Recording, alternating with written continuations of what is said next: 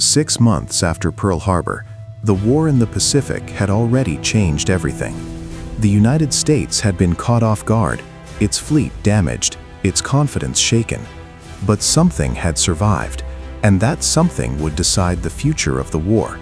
Because this time, the United States was not waiting to be attacked, it was preparing to strike back. And somewhere in the vast Pacific Ocean, two fleets were already moving toward each other on a collision course that would change history.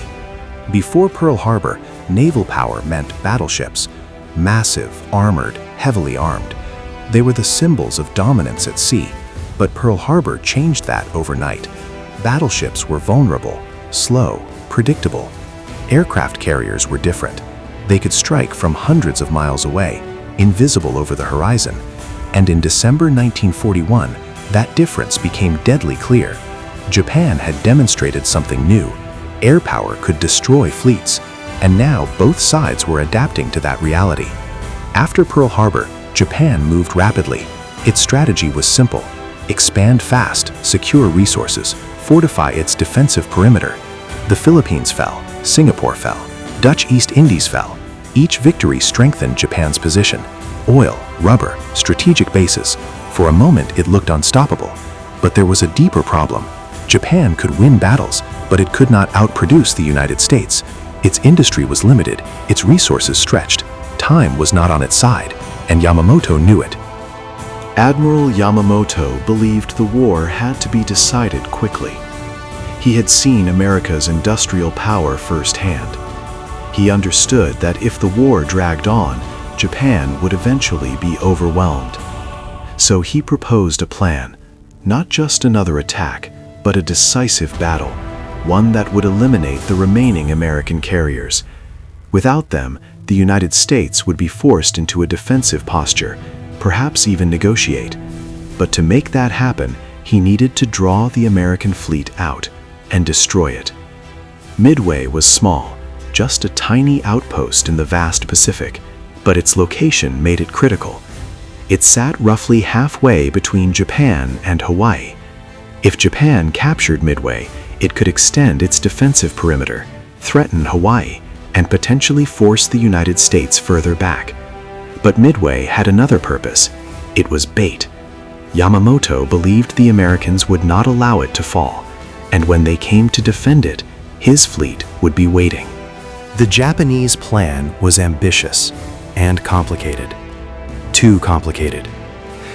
The fleet was divided into multiple groups: carrier strike force, invasion force, battleship support group, even a diversion toward the Aleutian Islands in Alaska. The idea was to confuse the Americans, split their attention. But complexity creates risk, and coordination across thousands of miles of ocean is never perfect.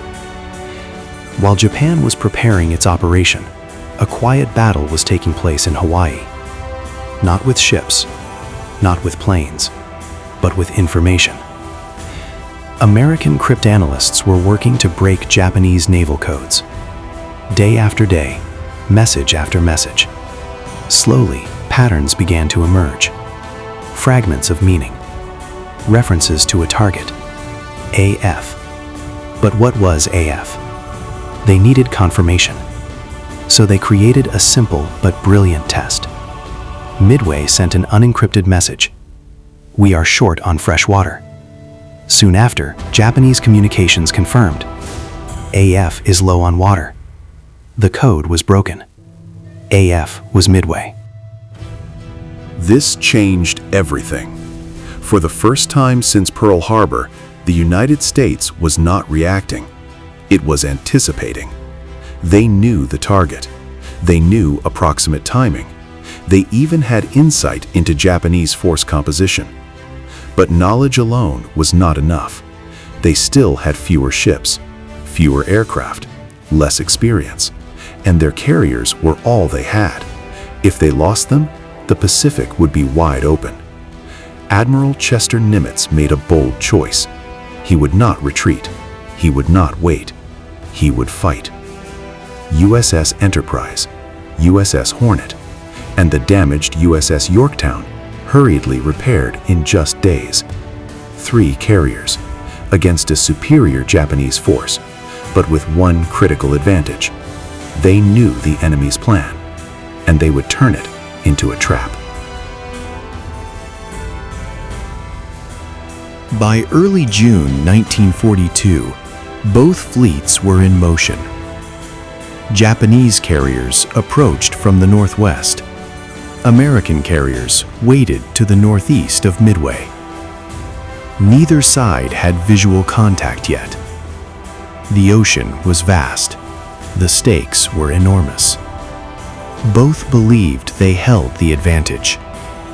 But only one side understood the full picture. And within hours, the battle would begin.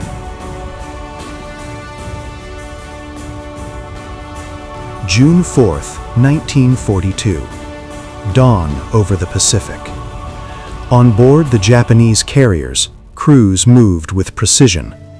Aircraft were being armed, fuel lines connected, bombs loaded. The target was Midway. Japan still believed it held the advantage. It did not know that American carriers were already nearby, waiting.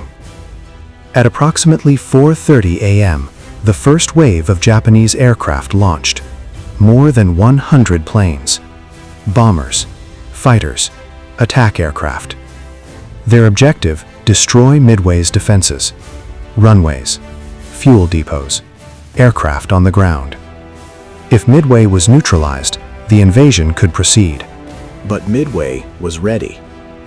American radar had detected the incoming strike. Aircraft scrambled to intercept. Anti-aircraft guns opened fire. The skies above Midway turned chaotic. American fighters were outnumbered. Many were outdated. They fought anyway. Some were shot down within minutes.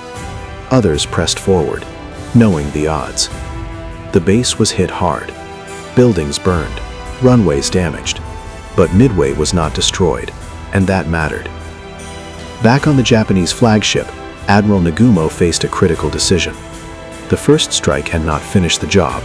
Midway was still operational. Should he launch a second attack, or prepare for a naval engagement in case American ships were nearby? At that moment, he did not know where the American carriers were, and time was running out. He chose to rearm his aircraft. Bombs were replaced with torpedoes, torpedoes replaced with bombs. Weapons moved across hangar decks. Fuel lines reconnected. Aircraft prepared, again. It was a moment of uncertainty, and it would prove fatal.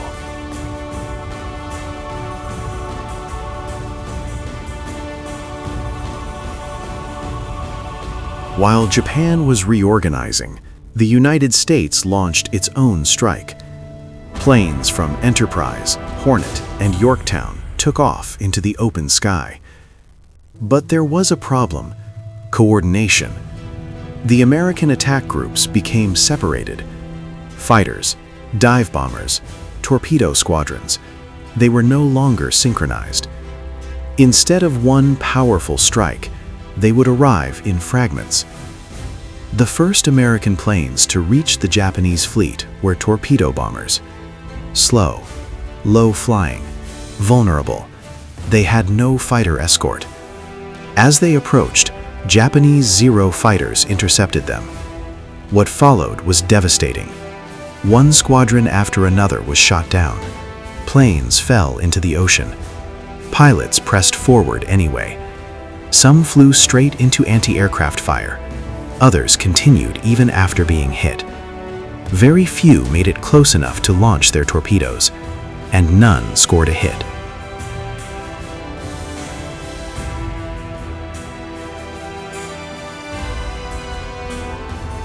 The losses were catastrophic.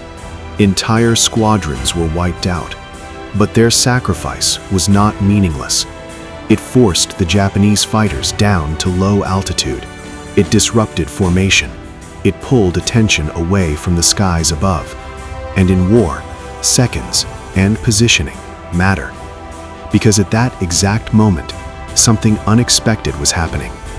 High above the battlefield, American dive bombers were searching. They had missed the fleet initially. Fuel was running low. Time was running out. Then, almost by chance, they spotted a Japanese destroyer racing through the ocean. It was heading to rejoin the main fleet. The bombers followed it, and suddenly, they found the carriers. Below them, unprotected from above.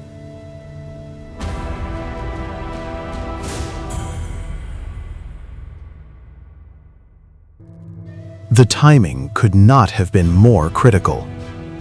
Japanese carriers were in the middle of rearming operations. Fuel lines were open. Bombs were on deck. Aircraft were being prepared for launch. Their decks were crowded. Their defenses were distracted. And their fighters were still low, engaged with the torpedo squadrons. For a brief moment, the carriers were completely vulnerable, and the American bombers were directly above them. At around 10:20 a.m., the dive bombers began their attack. From high altitude, they dropped almost vertically toward their targets. Sirens screamed, engines roared. Pilots locked onto their carriers. No hesitation, no second chances. Because in the next few minutes, the entire war in the Pacific would begin to change. Within minutes, everything changed. American dive bombers struck almost simultaneously. 3 Japanese carriers, Akagi, Kaga, and Soryu, were hit in rapid succession. Bombs pierced their decks. Explosions followed. Fuel ignited instantly. Aircraft loaded with bombs and torpedoes turned into fireballs. What had been powerful warships just moments before became burning wrecks. The carrier Kaga was hit multiple times. Bombs tore through its flight deck and detonated among armed and fueled aircraft below. Flames spread rapidly. Crew members tried to fight the fires, but it was already too late. Explosions rippled through the ship. Within minutes, Kaga was engulfed in flames. Soryu was struck by several bombs as well. The hits triggered fires in the hangar decks. Smoke filled the ship. Heat intensified. Damage control teams attempted to respond, but the situation spiraled out of control. Soon, the order was given to abandon ship. Another carrier lost. Akagi, the flagship, was hit by fewer bombs, but one was enough. It penetrated deep into the ship and ignited fuel and ammunition. Fire spread rapidly across the hangar deck. Despite desperate efforts to save her, Akagi was doomed. Admiral Nagumo was forced to evacuate. The command structure of the Japanese fleet was collapsing.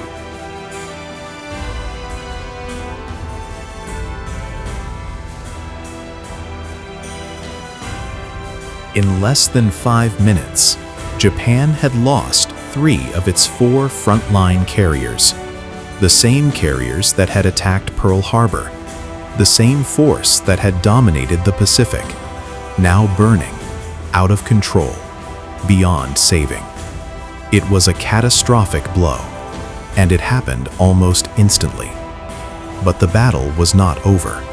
One carrier remained, Hiryu. Its commander reacted quickly. Strike aircraft were launched. Their target, the American carriers. And this time, the United States would feel the impact.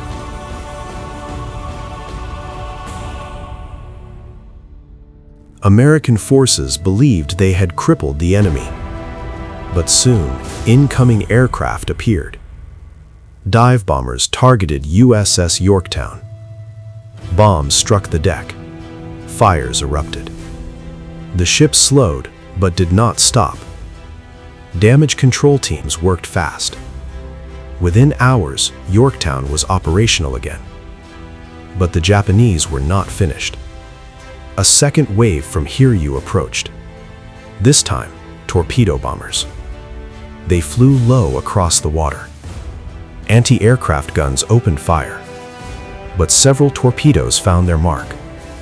Yorktown was hit severely. The ship began to list. Power failed. The crew fought to save her, but eventually the order came. Abandon ship. With Yorktown crippled, the United States launched another strike.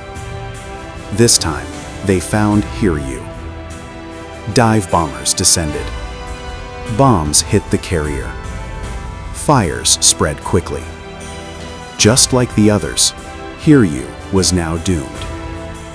By the end of the day, all 4 Japanese carriers were lost.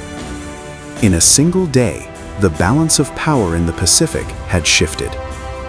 Japan had lost 4 aircraft carriers, hundreds of aircraft, highly trained pilots, impossible to replace quickly. The United States had lost 1 carrier, but its core strength remained intact. And now, for the first time since Pearl Harbor, Japan was on the defensive.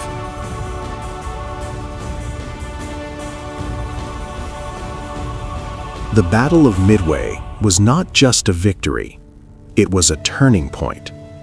6 months earlier, the United States had been caught off guard at Pearl Harbor. Now, it had done the unthinkable. It had defeated the most powerful naval force in the Pacific. And it had done so with fewer ships, fewer aircraft, and less experience. Japan did not just lose ships at Midway. It lost something far more valuable: its elite pilots. Carrier aviation required years of training, skill, precision, experience. Many of the pilots lost at Midway had taken part in the attack on Pearl Harbor. They were among the best Japan had, and they could not be replaced quickly. The ships could be rebuilt. Pilots could not.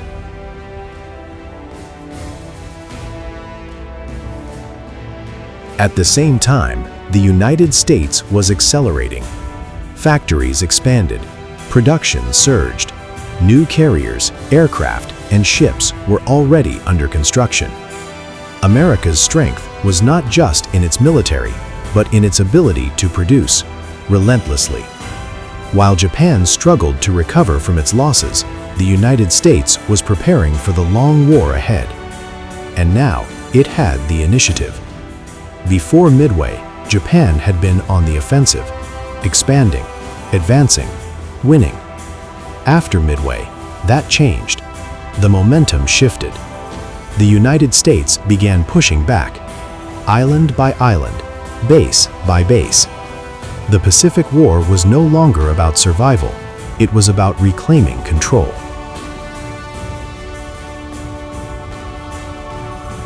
So, why did the United States win?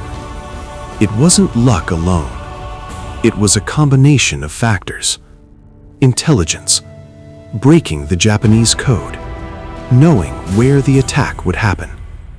Timing, launching strikes at the exact moment the enemy was vulnerable.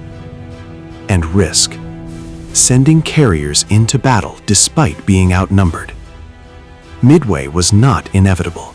It was earned.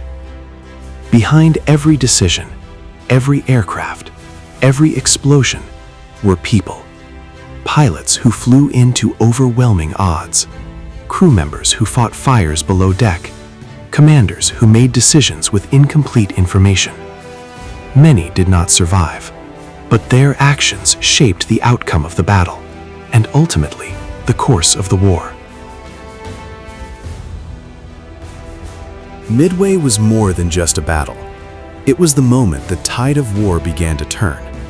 But this was only one chapter in a much larger story. World War II was shaped by decisions, battles, and moments like this, each one changing the course of history. If you want to understand how the war truly unfolded, consider subscribing. And if you found this video valuable, leaving a like helps more than you think. Thank you for watching.